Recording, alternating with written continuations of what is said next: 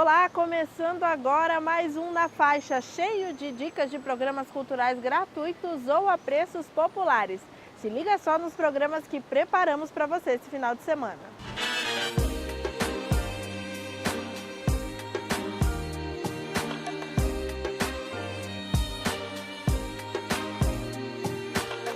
Quem nunca ficou olhando para a janela de uma casa ou apartamento para descobrir um pouquinho sobre a vida de quem mora por ali? Movida por essa curiosidade, a fotógrafa Daniela Schneider clicou mais de 50 imagens de janelas que fazem parte da paisagem do elevado João Goulart, o Minhocão.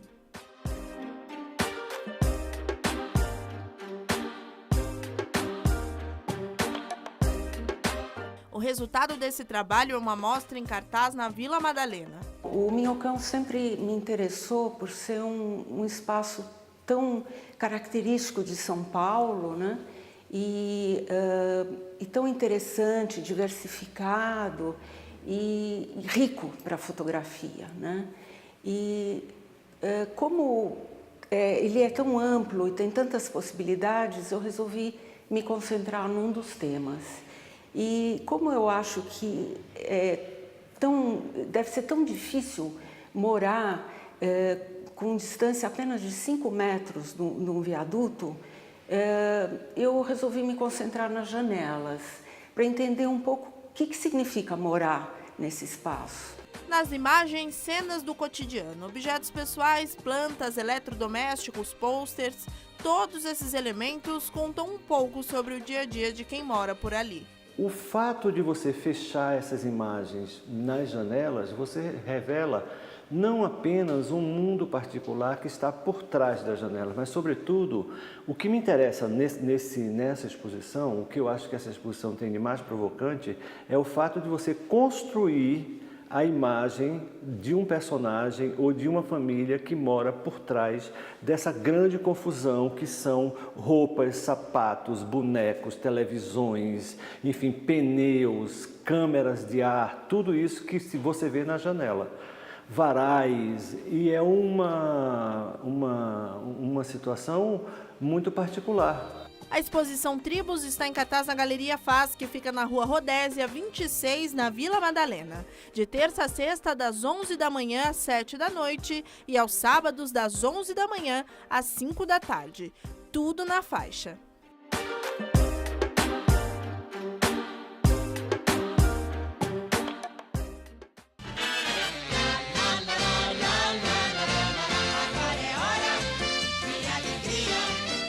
Mesmo sem imagem alguma, aposto que essa trilha te lembra alguém.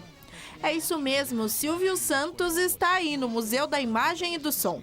A exposição conta a trajetória de um dos principais animadores e empresários do Brasil, traçando um paralelo com a história dos meios de comunicação. A gente pensou que essa história da televisão ela é um pouco mal contada, essa preocupação em torno da memória televisiva, ela começou já dos anos 90 para cá. Então, nós, enquanto Museu da Imagem e do Som, nos preocupamos nesse sentido, de fazer uma pesquisa mais profunda com relação a essas modificações, essas mudanças que houveram na história da comunicação. E o Silvio Santos é um personagem que está vivo, que está produzindo. São quase 86 anos de história e que passou desde os primórdios da televisão, até antes, né? Ele começou na rádio antes, e então a gente não conseguia chegar em outro personagem que tivesse passado por todas essas modificações e estivesse nativa, ainda fosse uma referência enquanto comunicador. A época de vendedor de cervejas na Balsa Rio-Niterói, a chegada ao rádio com Manuel da Nóbrega, o criador da famosa Praça da Alegria, e o sucesso do Baú da Felicidade. Tudo isso está registrado por aqui, com fotos, objetos e muitas histórias de Senhora Bravanel, que começou seu império vendendo capas para título de eleitor no Rio de Janeiro. Essa parede mostra os programas apresentados por Silvio Santos em 1970. É isso aí, todas essas atrações estavam no ar em várias emissoras diferentes ao mesmo tempo. Toda a mostra conta com muita interação. Nesta parte da exposição estão as gincanas que fizeram sucesso ao longo dos programas de Silvio Santos. Aqui o visitante é convidado a girar a roleta e dizer qual é a música, quadro que foi ao ar pela primeira vez em 1977. E ali está o peão da casa própria e sua música inconfundível.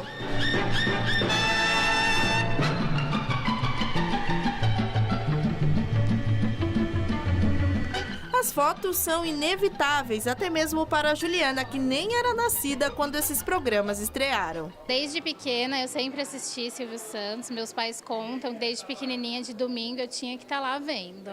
Em casa sempre assisti o programa dele. E o programa que eu assistia bastante Domingo no Parque. Na verdade era a diversão nossa do domingo. Porque hoje é diferente, hoje você tem comércio aberto, tem shopping center. Isso na década de 80 você não tinha, era tudo fechado. Então era a diversão da família. Olha o Gabriel aí na cabine que simula a brincadeira do programa Domingo no Parque, que fazia o participante trocar sem saber bons prêmios por simples objetos. Além dos programas apresentados por Silvio, a mostra conta a história de atrações de sucesso exibidas no SBT e até a sua candidatura à presidência da República em 1989. Quem circula pela exposição destaca o carisma do Homem do Baú. Primeiro, ele tem um carisma absurdo, ele é uma pessoa simpaticíssima, extremamente simples, delicioso de se ver.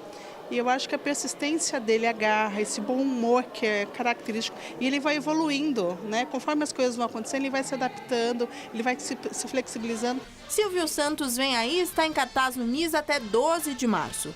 Os ingressos custam R$ 12,00 na recepção e R$ 30,00 pela internet, com horário marcado. Às terças, a entrada é gratuita. Confira a programação completa no site mis-sp.org.br.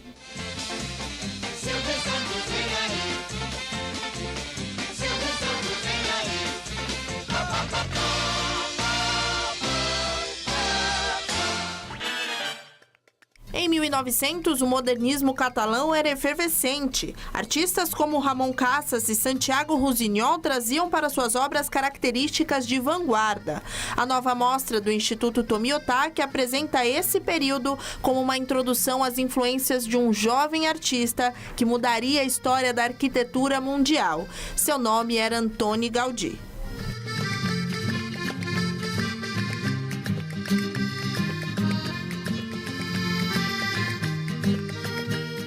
Essa, na verdade, não é a primeira exposição do Gaudí aqui no Instituto. A gente já havia recebido uma exposição em 2004, logo do nascimento da instituição, né, que nasce em 2001. Bom, a diferença dessa primeira mostra para essa segunda que a gente está trazendo é justamente o contexto, né, que fez Gaudí emergir, né, essa figura tão singular como Gaudí, né, que na arquitetura, apesar de muito marcante, não se tornou mestre, não teve nenhum tipo de continuidade, né, em relação a esse trabalho feito por ele. A mostra é dividida em 2 espaços. O primeiro com 42 obras de artistas modernistas contemporâneos de Gaudí. O segundo trata exclusivamente das obras do arquiteto. Por aqui é possível encontrar réplicas e móveis originais projetados por ele e fotos de construções marcantes do artista, como a Casa Milá, de 1906, e a Casa Batlló, de 1904.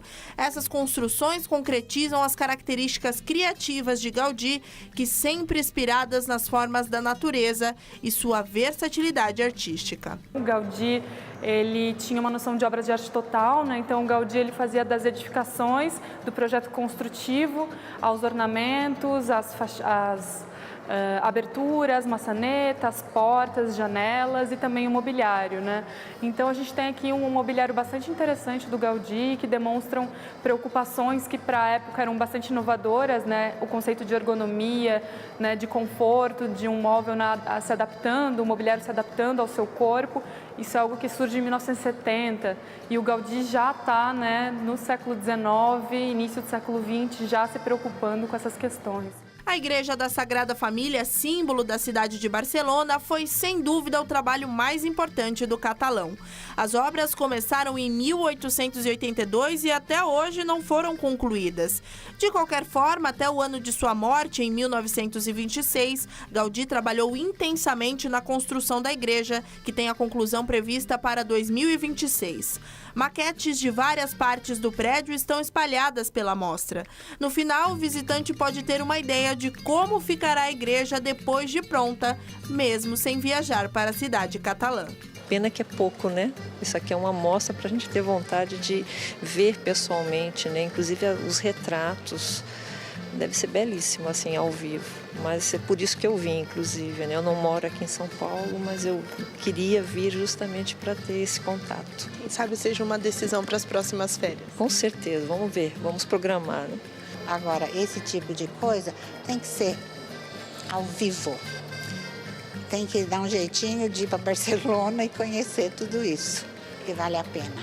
Vale a passagem que você paga para ir, porque é incrível. Se por enquanto você não tem planos de visitar Barcelona, vá até o Instituto Tomiotaki e confira a exposição Gaudí Barcelona 1900. A mostra fica em cartaz até 5 de fevereiro, de terça a domingo, das 11 da manhã às 8 da noite. Às terças, a entrada é na faixa, nos demais dias, R$ 12. O Instituto Tomiotaki fica na Avenida Brigadeiro Faria Lima, 201, pertinho da estação Faria Lima do metrô.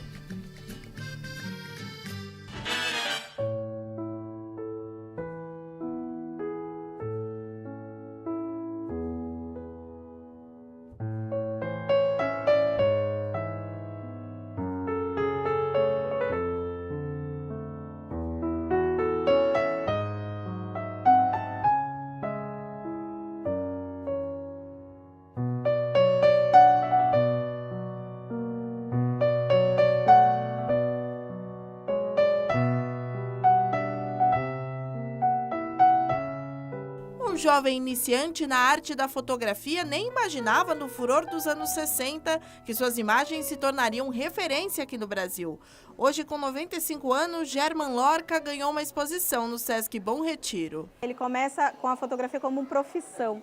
Ele foi fotógrafo de casamento e aí ele começa a atuar na publicidade e, entrando em contato com a fotografia, ele procura o Cineclube Bandeirantes, que era um clube de fotógrafos bem atuantes aqui em São Paulo, com outros fotógrafos importantes, como Geraldo de Barros e o João Farcas, o Tomás Farcas.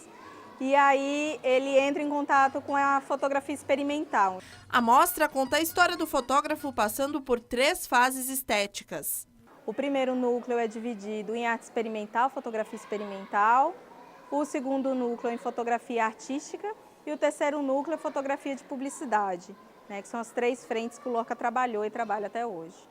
Essa parte da mostra apresenta um dos campos de atuação mais importantes da carreira de Lorca, a publicidade. Nessa foto está registrada a campanha do Aeroilis, veículo de luxo da década de 1960. O fotógrafo fez muitas campanhas de carro, porque na época o seu estúdio era o único que comportava esse tipo de ensaio. É por isso que eles estão em grande parte da mostra. Esse clássico DKV de 1960 está estacionado em frente ao Teatro Arthur de Azevedo, na Moca. A modelo sorrindo na janela do carro, acredite, é a atriz Eva Vilma.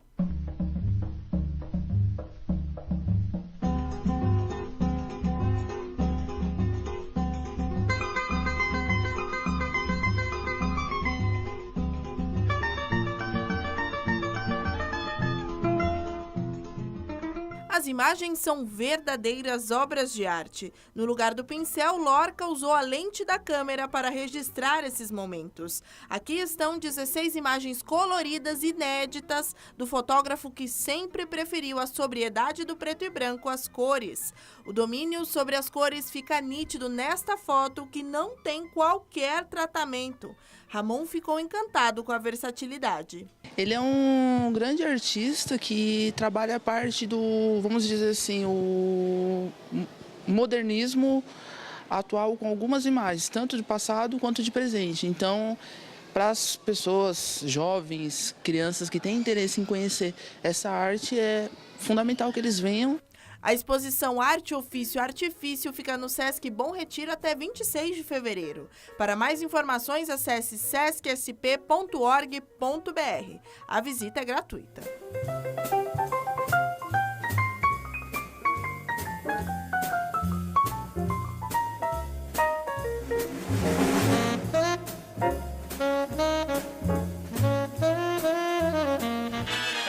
Dicas anotadas? Então agora é só curtir o final de semana. Até o próximo Na Faixa. Tchau!